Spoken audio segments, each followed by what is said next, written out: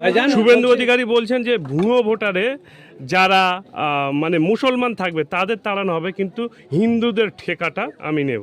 শুভেন্দু অধিকারী তো ভারতবর্ষের রাষ্ট্রপতি, শুভেন্দু অধিকারী তো chief justice of supreme court, Suvendu Adhikari তো chief minister of West Bengal, Suvendu Adhikari তো প্রাইম মিনিস্টার অফ ইন্ডিয়া। নাকি উনি বলে দেবেন অত সহজ নাকি? উনি গল্প শুনিয়েছিলেন এনআরসির সময়। এই গল্পটা কোথায় শুনিয়েছিল? অসমে, যে অহমিয়া বা অসমের হিন্দুদের অসুবিধা হবে না, যা হবে মিয়া ভাইদের। 19 লক্ষ লাস্ট আমরা যতটুকু জানি 19 লক্ষ নাম বাদ পড়েছে, 17 লক্ষ কিন্তু মিয়া ভাই নয়, এটা মাথায় রাখবেন। এখানের যেটা গল্প শোনাচ্ছে শুভেন্দু অধিকারী, এখানকার যারা ওপার বাংলা থেকে এসে অলরেডি এখানকার শিক্ষা ব্যবস্থা, স্বাস্থ্য ব্যবস্থা, পাবলিক ট্রান্সপোর্ট, সরকারি চাকরি নিয়ে যে সমস্ত ভাইরা, বিশেষ করে নমশূদ্র মতুয়া সমাজের ভাইরা নাগরিকত্ব অলরেডি পেয়ে আছেন, ভারতবর্ষের প্রত্যেকটা জিনিস তারা এনজয় করছেন, তাদেরকে নতুন করে সমস্যার সম্মুখীন করার চেষ্টা হচ্ছে এই রকমগুলো করে। যে কাগজপত্রগুলো চেয়েছে, আমি দায়িত্ব নিয়ে বলতে পারি, সিংহভাগ মুসলমান প্রুফ দিতে পারবে। কিঞ্চিত যারা আছে তাদের কি আছে সেটাও বলছি, নামের বানান ভুল হবে মুসলমানদের।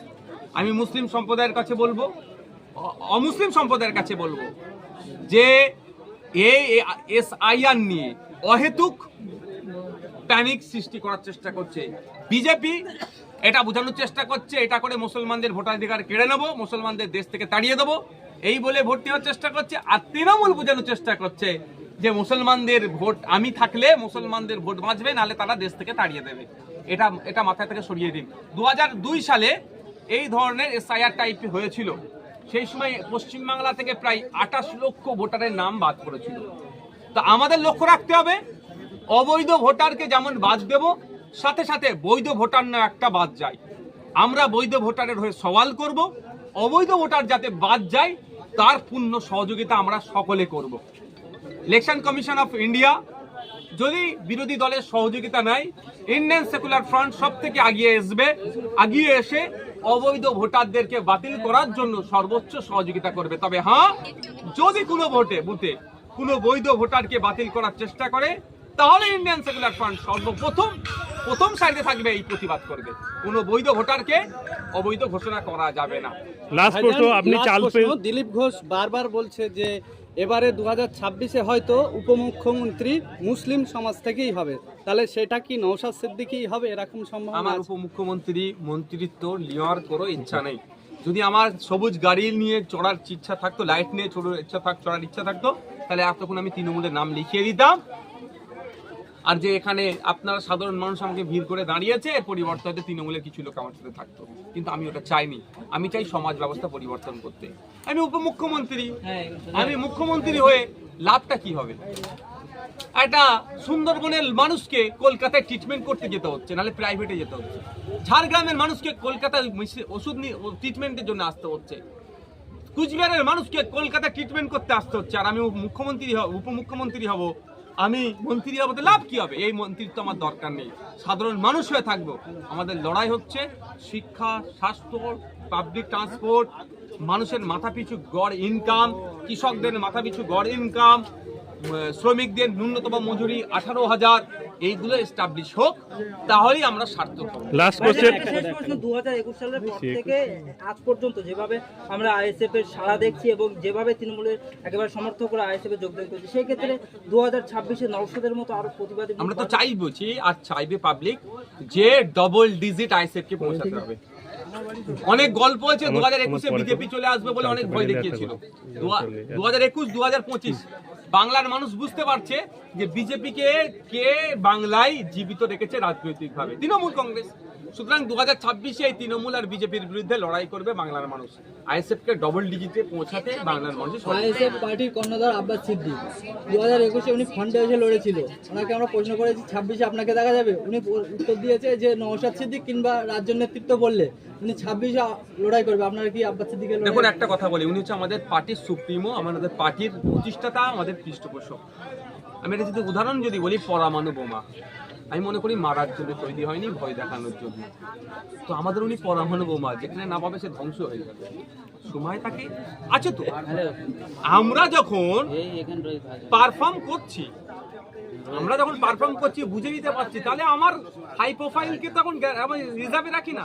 আমি ন্যাশনাল লেভেলের ভলিবল প্লেয়ার ছিলাম, আমরা জানি রিজার্ভ বেঞ্চ যত শক্তিশালী হবে টিম তত ভালো খেলবে। আমাদের রিজার্ভে যখন পীরজাদা আব্বাস সিদ্দিকীর মতো ব্র্যান্ড আছে, আমরা তো আমাদেরকে সামলাতে পারছেন এই মমতা ব্যানার্জি, অভিষেক ব্যানার্জি, তো ভাইজানকে কি করবে? সব দেখতে পাবেন, 2026 অনেক খেলা হবে। ভাইজান ওয়াকাব এত বড় ইস্যু 21-এর মঞ্চে থেকে একটা বাক্য কেউ বললেন না। তা মুসলিম ভোট দু পকেটে ভরে নিয়েছে, অসুবিধা কোথায়? মুসলিম ভোট যদি হাতছাড়া থাকতো তাহলে ওয়াকাব নিয়ে চিৎকার করতো। আজ চালতাবাড়িয়া অঞ্চলে এলেন, এই অঞ্চলের যে অঞ্চল সভাপতি তৃণমূল কংগ্রেসের ছিলেন তাকে নৃশংসভাবে হত্যা করা হয়েছে। ইনভেস্টিগেশন কতদূর, আর এটা নিয়ে আপনি কি মন্তব্য দেখুন, করবেন? ইনভেস্টিগেশনের পার্টটা পুলিশ দেখবেন আর পরিবারের লোকজন জানে কত দূর এগোচ্ছে।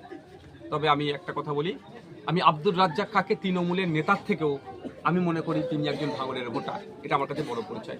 আমি আইএসএফ এর নেতার থেকেও আমি একজন ভাঙড়ের বিধায়ক, এটা আমার কাছে বড় পরিচয় আজকের দিনে। সুতরাং রাজ্জাক খাঁ পরিবার যাতে ন্যায় পায়, রাজ্জাক খাঁকে যে বা যারা খুন করলো প্রত্যেকে যাতে আইনের আওতায় নিয়ে এসে সর্বোচ্চ শাস্তির ব্যবস্থা করা যায়, তার জন্য আমি শেষ দিন পর্যন্ত ওর পরিবারের সাথে থাকবো। আমাকে সামনে এসে সব লড়াই করতে হবে এটা নয়, ওনার পরিবারকে আমি ব্যাকডোর থেকেও সাপোর্ট দেব এই খুনের বিরুদ্ধে লড়াই করার জন্য।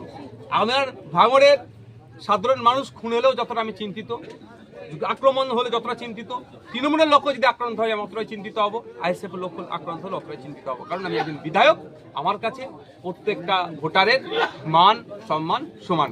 লাস্ট কোশ্চেন, শওকত মোল্লা একটা জনসভা থেকে পরিষ্কার বলেছেন যে রেজ্জাক খুনের ঘটনায় আমি চাইলে নওশাদ সিদ্দিককে জড়িয়ে দিতে পারতাম। আমার নামটা নিতে বলুন না, এখন যে জায়গা থেকে নিতে বলুন না। আমি তো অপেক্ষা করছি আমাদের কোনো একটা ছেলে বা সাধারণ মানুষের নামে মিথ্যা মামলা হোক, তাদেরকে নিয়ে আমি হাইকোর্টে যাব সিবিআই চাইতে। আর আপনাদের বলে রাখছি, সিবিআই চাইলেই শওকত সাহেবের লাইট লেফট ব্যাক ফ্রন্ট অনেকে উঠে যাবে, হয়তো উঠে যাওয়ার লিস্টে শওকত সাহেবকে জিজ্ঞাসাবাদ করতে পারে সিবিআই। আমি এতটা বলে যাচ্ছি এখানে। আমার নাম যদি আমি যদি অন্যায় করে থাকি কেন ছাড়বে? আমার ছেলে যদি কেউ কোনো পার্টি কেউ অন্যায় করে থাকে কেন ছাড়বে? বলুক, যদি কেউ অন্যায় করে থাকে ঘাড় ধরে পুলিশের থানায় তুলে দিয়ে দেবো। কারণ এই হিংসা মারামারি রাজনীতি আমি কাউকে শিখাইনি আর করতেও দেবো না। রাজ্জাক খাঁর দুটো, একটা ছেলে একটা মেয়ে আছে, স্ত্রী আছে, পরিবার আছে। আজকে চাকরি দিয়েছে পার্ট টাইম, একটা দিত না, আমি যদি না চিৎকার করতাম আর তত তাড়াতাড়ি পেতো না। 10,000 টাকা মাইনের চাকরি দিয়েছে, পরিবারটা বাঁচলেও। কিন্তু ওই বাচ্চাটি, ছেলেটি মেয়েটি জীবনে বাবা বলে ডাকা স্বাদটা তো মিটে গেল। এর ক্ষতিপূরণটা দিতে পারবে? খুন হলো শওকত ঘনিষ্ঠ, অ্যারেস্ট হলো শওকত ঘনিষ্ঠ, শওকত মোল্লা পার পাবেন, এটা আপনাদের বলে রাখছি।